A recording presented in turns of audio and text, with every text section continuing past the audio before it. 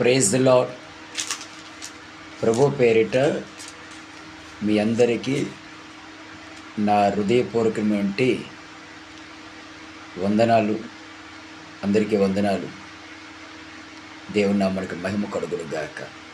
మంచిది ప్రియులారా, ప్రభు ఈ నూతన మాసమున ఈ ప్రారంభ దినముగాను చక్కని వాగ్దానాన్ని ప్రభు మనకు అనుగ్రహించాడు. అందుని బట్టి నేను ప్రభువును స్తుతిస్తూ ఉన్నాను. ప్రియులారా, మత్తయి సువార్త 28వ అధ్యాయంలో 20వ వాక్యములో, నేను మీకు ఏ సంగతులను ఆజ్ఞాపించుతునో వాటన్నిటినీ గైకొనవలనని వారికి బోధించుడి. ఇదిగో నేను యుగ సమాప్తి వరకు సదాకాలము మీతో కూడా ఉన్నానని వారితో చెప్పును. ఇదిగో యుగ సమాప్తి వరకు సదాకాలము నేను మీతో కూడా ఉన్నానని వారితో చెప్పుచున్నాడు. ప్రియులారా, శిష్యులతో యేసుప్రభు అంటున్నాడు, ఇదిగో యుగ సమాప్తి వరకు సదాకాలము నేను మీతో కూడా ఉన్నాను. గమనించండి, చాలామంది ఆలోచిస్తున్న వంటి ఆలోచన ఏంటంటే, ప్రభు నాకు తోడే ఉంటే నా పరిస్థితి ఎందుకు ఎలా ఉంది, నా స్థితి ఎందుకు ఎలా ఉంది, నాకెందుకు ఎలా జరుగుతుంది, అసలు దేవుడు నాకు తోడే ఉన్నాడా, ప్రభు నాకు తోడే ఉన్నాడా, మరి తోడే ఉంటే నా పరిస్థితి ఎందుకు ఎలా ఉంది, ఎందుకు నా జీవితం ఎలా ఉంది, ఏమవుతుంది, జయించాలనుకుంటున్నాను, జయించలేకపోతున్నాను, అనుకున్నది ఒకటి, జరుగుతున్నది వంటిది వేరొకటి. నేను ఏదైతే తలపెడుతున్నానో వాటిలో అపచేపాలైపోతున్నాను, చేయాలనుకున్నది చేయలేకపోతున్నాను, చేయకూడనదే చేస్తూ ఉన్నాను. ఏమవుతుందో నాకు అర్థం కావట్లే. ఒకవేళ దేవుడు నాకు తోడే ఉంటే నాకెందుకు మరి ఇలా జరుగుతుంది అని సందేహ మధ్యలో, అపనమ్మకం మధ్యలో ఆలోచించే పరిస్థితులు కలవు. అవును ప్రియులారా, మనకు ఎదురవుతున్నటువంటి కొన్ని ఒడిదుడుకులు, అవమానాలు, అపజయాలు, అపహాసాలు, భయము, భీతి, కలవరాల మధ్యలో ఈ విశ్వాస యాత్రలో మనం నడిపించబడేటప్పుడు ఈ విధమైనటువంటి సందేహాలు రాకుండా వస్తాయి. కానీ ప్రభు అంటున్నాడు, యుగ సమాప్తి వరకు సదాకాలము నేను మీతో కూడా ఉన్నాను. గమనించండి, ఓ చోట గిద్యోను అనే ఒక వ్యక్తి గానుగు చాటున గోధుమల యొక్క ఎవలు దులగొట్టుకుంటూ ఉన్నాడు. ఈ గానుగు చాటున గోధుమల యొక్క ఎవలు దులగొట్టుకుంటూ ఆయన అంటాడు, యెహోవా మాకు తోడే ఉంటే మా పరిస్థితులు ఎందుకు ఇలా ఉన్నాయి, అసలు మాతో కూడా యెహోవా తోడే ఉంటే మేమెందుకు ఈ చాటున ఈ గోధుమల యొక్క ఎవలను మేమెందుకు తొలగొట్టుకోవాల్సిన పరిస్థితి, పంట చేతికి రాగా ఫిలిష్తీయులు దండెత్తుకొని వచ్చి మా పంట అంతా తీసుకొని వెళ్ళిపోతున్నారు. వారికి భయపడి చాటున ఈ గోధుమల యొక్క ఎవలు దులగొట్టుకున్నటువంటి పరిస్థితి. అసలు యెహోవా మాకు తోడే ఉంటే మాకెందుకు ఈ పరిస్థితి, మాకెందుకు ఈ అపజయం, మాకెందుకు ఈ భయం, మాకెందుకు ఈ కలవరాలు అని ఈ గిద్యోను అటువంటి వ్యక్తి గానుగు చాటున ఈ గోధుమల యొక్క ఎవళ్ళు దొలగొట్టుకుంటూ ఆ రీతిగా తనలో తను తలంచుకుంటూ తనలో తను మాట్లాడుకుంటూ ఉన్నాడు గానుగు చాటున. అవును, నీకొచ్చినటువంటి ఆ సందేశం, నువ్వు తడబడుతున్నటువంటి నీ కలుగుతున్న అపనమ్మకము గిద్యోనులో కూడా మనం చూస్తున్నాము. నిజమే, ఇశ్రాయేలు దేవుడు, నేను నిజముగా ఇశ్రాయేలీల మధ్య నేను నివసిస్తున్నాను, వారి మధ్యలో నివసిస్తానన్న దేవుడు, ఏమండి, ఇశ్రాయేలుని కాపాడువాడు, కొనుకుడు, నిద్రపోడు అటువంటి దేవుడు మరి ఇశ్రాయేలుకి తోడే ఉంటే ఫిలిష్తీయులు ఎందుచేత ఈ పంటంతా పట్టుకొని వెళ్ళిపోతున్న పరిస్థితిలో గిద్యోను చాటుని ఎందుకు దొరకొట్టుకుంటున్నాడు?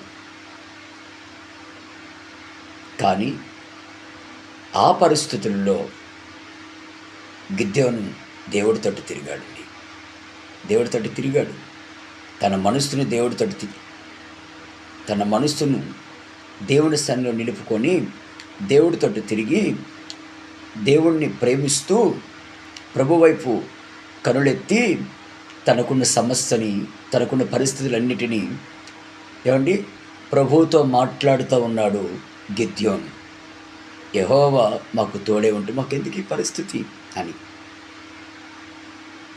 అదే సమయంలో ఆ సమయమున యెహోవా దూత అతని యొద్దకొచ్చి అతనితో మాట్లాడుతున్నాడు. గిద్యోను, భయపడుతున్నావా? కలవరపడుతున్నావా? కలత చెందుతున్నావా? ఆందోళన మధ్యలో, కలవరం మధ్యలో నలిగిపోతున్నావా? ఇక చాలు, నీవిక భయపడనక్కరలేదు, నువ్వు కలత చెందనక్కరలేదు, నువ్వు అధైర్యపడనక్కరలేదు, నువ్వు భీతి చెందనక్కరలేదు. ఇదిగో యుగ సమాప్తి వరకు సదాకాలము నేను మీతో కూడా ఉన్నానంటే దేవుడు మీకు తోడే ఉన్నాడు. గనుక గిద్యోన్, నువ్వు భయపడనక్కరలేదు, లే పద అంటే గిద్యోన్ అంటాడు, ఎక్కడికి అయ్యా, దేనికి అంటే, ప్రియులారా నేను అంటున్నాను, నువ్వు దేన్ని చూసి ఇప్పటి వరకు భయపడుతూ వచ్చావో, దేన్ని చూసి కలతపరచబడుతూ వచ్చావో, దేన్ని చూసి కలతపరచబడుతూ వచ్చావో, అధైర్యపడుతూ నీలో నీవే నీరసిల్లిపోతూ అవిశ్వాస పాలైపోయి అపనమ్మక పాలైపోయి దేన్ని చూసి భయపడుతూ ఉన్నావో, ఆ శత్రు సమూహం అంతటి మీద నేను నీకు జయము కలుగు చేస్తాను.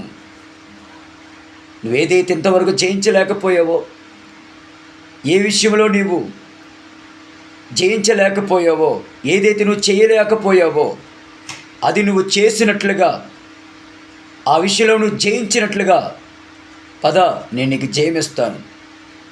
ఫిలిష్తీయుల మీద నీకు జయమిస్తాను.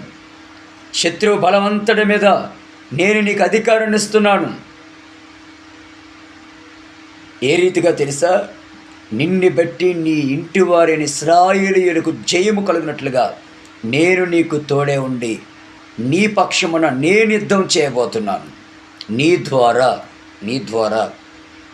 గనుక గిద్యోన్, ఇక నువ్వు భయపడనక్కర్లేదు, ఈ గానుగు చాటు దులుపక్కర్లేదు, ధైర్యముగా పద, నేను ఫిలిష్తీయుల మీద నీకు జయమివ్వబోతున్నాను అని ప్రియులారా దేవుడు గిద్యోను బలపరిచి గిద్యోను యుద్ధమునకు పంపించి గిద్యోను ద్వారా ఇశ్రాయేలీయులు గిద్యోను ఇంటివారైన ఇశ్రాయేలీయులకి గొప్ప జయం కలుగు చేశాడు.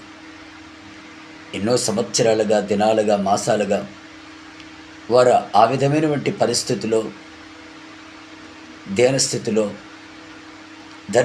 దరిద్రతల్లో కొట్టుమిట్లాడిపోతూ, శత్రువుల భయము చేత అపజయపాలైపోతూ, అపనమ్మకములో, అవిశ్వాసంలో, కలవరాల మధ్యలో నడిపించబడుతున్నటువంటి ఇశ్రాయేలీయులలో గిద్యోను ఎప్పుడైతే దేవుని తట్టు తిరిగి ఎతకడం ప్రారంభించాడో ఇతని ఎతికిన వంటి గిద్యోను అతడు ఏదైతే అనుకుంటున్నాడో, ఏదైతే తలపెట్టాలనుకున్నాడో, ఏదైతే కోరుకున్నాడో, ఏదైతే పొందుకోవాలనుకున్నాడో దాన్ని గిద్యోను పొందుకున్నాడు. తనే కాదు, తన్ను బట్టి తన ఇంటి వారిని ఇశ్రాయేలందరికీ కూడా గొప్ప జయం కలుగు చేయగలిగాడు. అవును ప్రియులారా, కీర్తన గ్రంథములో 91వ కీర్తనలో ఓ మాట ఉంటుంది. ఏంటంటే, అతడు నన్ను ప్రేమించుచున్నాడు గనుక నేను అతన్ని తప్పించుదును, అతన్ని నేను విడిపించుదును, అతను గొప్ప చేసి అతని నామమును గొప్ప చేసి అతని ఘనపరచుదును, శ్రమలో నేను అతనికి తోడే ఉందును,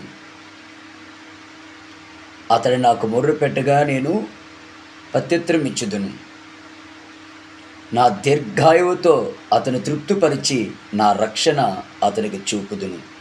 అవును ప్రియులారా, అతను ప్రేమించుచున్నాడు గనక ఒకవేళ నీ అపజయానికి కారణము నువ్వు తలపెట్టే పనిలో, నీ వ్యాపారములో, నీ కంపెనీలో, నువ్వు తలపెట్టిన సాఫ్ట్వేర్ కంపెనీలో అపజయములకు గల కారణం ఏంటో ఉన్నదో ఒకసారి ఆలోచించు. జాబులో బిజీగా ఉండి, వ్యాపారంలో బిజీగా ఉండి, కంపెనీ పనుల్లో బిజీగా ఉండిపోయి ఒకనాటి యొక్క విశ్వాస ప్రేమని, ఒకనాటి యొక్క విశ్వాసాన్ని, ఒకనాటి యొక్క ఆసక్తిని వదులుకొని ఏదో నామకార్థమైన భక్తిలో సాగిపోతున్నావా? ఆ నామకార్థమైన ఆ భక్తి వలన ఈరోజు నీకు పరిస్థితి ఏర్పరచబడిందేమో, సమస్య వచ్చిందేమో, కంపెనీ లాస్లోకి వెళ్ళిపోతుందేమో. ఒకసారి ఆలోచించు. కానీ వాక్యము ఈ చోట ఏమంటుందంటే, అతను నన్ను ప్రేమించుచున్నాడు గనక నేను అతన్ని తప్పించుదును, విడిపించుదును, అతని ఘనపరచుదును, అతని నామమును గొప్ప చేయుదును, శ్రమలో అతనికి నేను తోడే ఉందును, అతను నాకు మొర్రు పెట్టగా నేను ఆలకించుదును, నా దీర్ఘాయువు చేత అతన్ని తృప్తిపరిచి నా రక్షణ అతనికి చూపుదును. అవును ప్రియులారా, నువ్వు దేవుడితోటి కానీ తిరగగలిగితే, ప్రభుతోటి మీరు తిరగగలిగితే, అందుకే అంటున్నాడు, ఇదిగో యుగ సమాప్తి వరకు సదాకాలము నేను మీతో కూడా ఉందును అని చెప్పుచున్న బట్టి నా ప్రభు అయిన బట్టి యేసుక్రీస్తు నీతో మాట్లాడుతున్నాడు. తిరిగి మరలా నీ భక్తిని ప్రారంభించు, నీ విశ్వాసాన్ని ప్రారంభించు, నీ విశ్వాస ప్రేమల యొక్క ఆసక్తిని ప్రారంభించు, మందిరం యొక్క ఆసక్తిని తిరిగి మళ్ళా ప్రారంభించు, మళ్ళా మందిరానికి నడిపించబడు, మళ్ళా సంఘంలో చేర్చబడు, పరిశుద్ధులతో సహవాసం కలిగి నడిపించబడు, నీ పైన కాపరులని ఘనపరచడం ప్రారంభించు, నీ ఆత్మల కాపాడువారు సేవకులను గౌరవించి తిరిగి మరలా చేర్చబడి నీ విశ్వాసాన్ని, నీ ప్రేమను, దేవుడి పట్ల నీ నమ్మిక, విశ్వాస ప్రేమలను తిరిగి మరలా ప్రారంభించి ప్రభుతో నువ్వు తిరిగి ప్రభువును ప్రేమించగలిగితే, ప్రభు అంటున్నాడు, ఇదిగో యుగ సమాప్తి వరకు సదాకాలము నేను మీతో కూడా ఉందునని చెప్పుచున్నాడు. అవును ప్రియులారా, తోడే ఉంటానంటే నడిపిస్తాను గనుక గిద్యోను దేవుడు మాకు తోడే ఉంటే మాకెందుకు ఈ పరిస్థితులు అన్నట్టుగా గిద్యోను తనలో తను మాట్లాడుకుంటూ ఆ రీతిగా కృంగిపోయినప్పుడు, యుగ సమాప్తి వరకు సదాకాలం మీతో కూడా ఉంటానండి దేవుడు గిద్యోను కలిసి గిద్యోనుకు ప్రత్యుత్తరం ఇచ్చి, గిద్యోను ఏ విషయంలో అయితే అపజయపాలైపోయి బలహీనుడిగా ఉన్నాడో ఆ విషయంలో గిద్యోను దేవుడు బలపరిచాడు, సమస్తలను విడిపించాడు. అతడు దేని చూసి భయపడుతున్నాడో ఆ శత్రు సమూహం అంతటి నిర్మూలన చేశాడు దేవుడు. శత్రువు బలమంతరి మీద గిద్యోనుకు అధికారాన్ని అనుగ్రహింప చేసి తన ఇంటి వారైన ఇశ్రాయేలుకు జయం కలుగు చేశాడు. కారణం ఏంటో తెలుసా ప్రియులారా, అతను నన్ను ప్రేమించుచున్నాడు కనుక నేను అతన్ని తప్పించుదును, అతన్ని విడిపించుదును, అతని ఘనపరచుదును, అతని నామను గొప్ప చేసుదును. అతని శ్రమలో అతనికి నేను తోడే ఉందును. అతను నాకు మొర్రపెట్టుగా నేను ఆలకించదును. నా దీర్ఘాయువుతో అతను తృప్తిపరిచి నా రక్షణ చూపుదును. అవును ప్రియులారా, నువ్వు ఏ పరిస్థితులున్నా నువ్వు ఆయన ప్రేమించడం ప్రారంభిస్తే ఆ పరిస్థితులన్నిటిలో నుండి, ఆ శోధనలోని శ్రమలలో నుండి, నీకు ఎదురవుతున్న ఇబ్బందులలో నుండి, ఆ భయము, భీతి, కలత, కలవరాలలో నుండి ప్రభు నిశ్చయముగా నిన్ను విడిపించి జనులకు ఆశీర్వాదకరంగా నిలబెడతాడు. నిన్ను దీవెనకరంగా నిలబెడతాడు. నువ్వు ఎక్కడైతే అవమానపరచబడ్డావో ఆ చోటే ఘనపరుస్తాడు. ఎక్కడైతే చీకొట్టబడ్డావో ఆ చోటే నిన్ను ఘనపరుస్తాడు. ఏ సమస్యల్లోనైతే కొట్టుమిట్లాడుతున్న వాటిలో విడిపిస్తాడు. ఏటిలో నుండి తప్పించబడలేక బానిసైపోతున్నావో, దాసురాలైపోతున్నావో వాటన్నిటిలో నుండి ఆయన తప్పిస్తాడు. తప్పించడమే కాదు, ఘనపరచడమే కాదు, నిన్ను గొప్ప చేయడం ప్రారంభిస్తాడు. గొప్ప చేయడమే కాదు, నీ మనవి ఆలకిస్తాడు. నీ మనవి ఆలకించడమే కాదు, నీకు తోడే ఉండి, నీ కలిగిన శ్రమలన్నింటిలో నీకు తోడే ఉండి తన దీర్ఘాయువు చేత నిన్ను తృప్తిపరిచి నీకు రక్షణ చూపుతాడు. అవును ప్రియులారా, అందుకే దేవుడు అంటున్నాడు ఈ నూతన మాసములో, ఇదిగో యుగ సమాప్తి వరకు సదాకాలం నేను మీతో కూడా ఉన్నాను.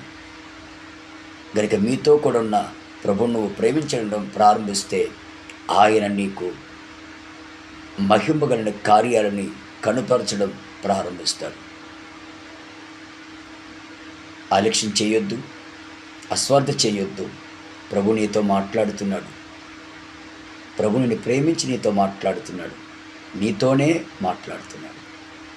ప్రారంభించు. మరలా నీ ప్రయాణాన్ని ప్రారంభించు. నీ విశ్వాసాన్ని ప్రారంభించు. నీ ప్రేమలను ప్రారంభించి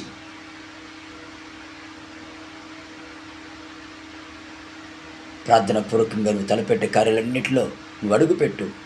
నువ్వేదైతే కంపెనీ పెట్టాలనుకుంటున్నావో అధైర్యపడవద్దు. ఇది నా వల్ల అవుతుందో లేదని అనొద్దు. అడిగే. యుగ సమాప్తి వరకు సదాకాలం మీతో కూడా ఉంటానన్న వాడు నీకు తోడే ఉండి నువ్వు అనుకున్నది స్థిరపరిచి ఆయన నిన్ను గొప్ప చేయడం ప్రారంభిస్తాడు. ఏ పరిస్థితుల్లో ఉన్నా కానీ తలపెట్టమ్మా, తలపెట్టయ్యా, మీరు తలపెట్టండి. ప్రభు ఆశీర్వదిస్తాడు. మీ వినికిలలో ఈ మాటలన్నీ పరిశుద్ధాత్మ దేవుడు ఫలభరితముగా ఆశీర్వదించి మిమ్మల్ని నడిపించి జనులకు దీవెనకరంగా, ఆశీర్వాదకరంగా మిమ్మల్ని దీవించునుగాక. Amen, amen. God bless you. Praise the Lord. Amen. Hallelujah. Praise the Lord. ప్రార్థన. పరిశుద్ధుడా, దయగల తండ్రి, మీ ఘననామమునకు స్తోత్రాలు. ఇదిగో యుగ సమాప్తి వరకు సదాకాలము నేను మీతో కూడా ఉన్నానని మీరు మాట్లాడిన రీతిగా ప్రభువా, అతను నన్ను ప్రేమించుచున్నాడు గనక నేను అతన్ని తప్పించదును, విడిపించదును, అతన్ని ఘనపరచుదును, అతని నామమును గొప్ప చేయుదును, శ్రమలో నేను అతనికి తోడే ఉందును, అతను నాకు మొర్రపెట్టుగా నేను ఉత్తరం ఇచ్చుదును, నా దీర్ఘాయువు చేత అతను తృప్తిపరిచి నా రక్షణ అతనికి చూపుతున్నట్టు ప్రభువా మీ స్తోత్రాలు. అవునాయన, శ్రమల మధ్యలో, అవమానాల మధ్యలో, కలత, భీతి, భయము మధ్యలో, శత్రు దాడుల చేత తరుము కొట్టబడుతున్నటువంటి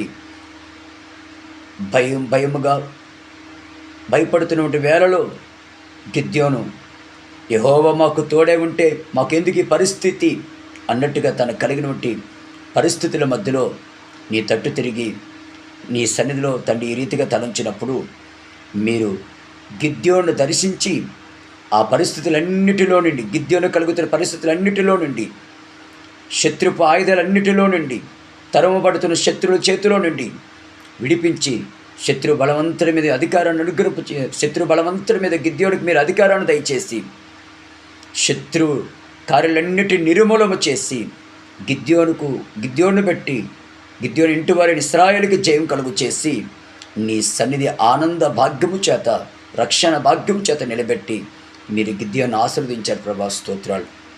అవునాయన, ఈ మాటలన్నిటి బట్టి మీ స్తోత్రాలయ్యా. విన్నవంటి బిడ్డలు ప్రతి ఒక్క బిడ్డను కూడా దీవించండి, ఆశీర్వదించండి.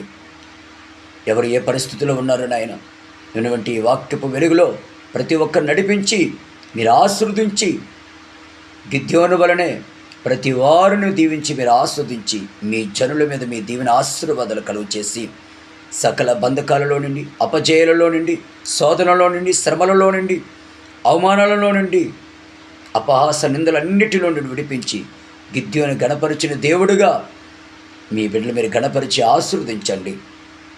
ఇదిగో యుగ సమాప్తి వరకు సదాకాలం నేను మీతో కూడా ఉన్నాను. మీ మాటను గణపరిచి మీ బిడ్డలు తలపెట్టి వాటన్నిటిలో మీరు తోడే ఉండండి. ప్రయాణంలో మీరు తోడే ఉండండి, జాబులలో మీరు తోడే ఉండండి, కంపెనీల వ్యాపారాల్లో ఇండస్ట్రీలో మీరు తోడే ఉండండి. మీ బిడ్డలు తలపెట్టి వాటన్నిటిలో మీరు తోడే ఉండి మీరు ఆస్వాదించండి. యేసు నామమున ప్రార్థిస్తున్న పరలోకమందు తండ్రి, amen, amen, amen. God bless you. Praise the Lord. Amen.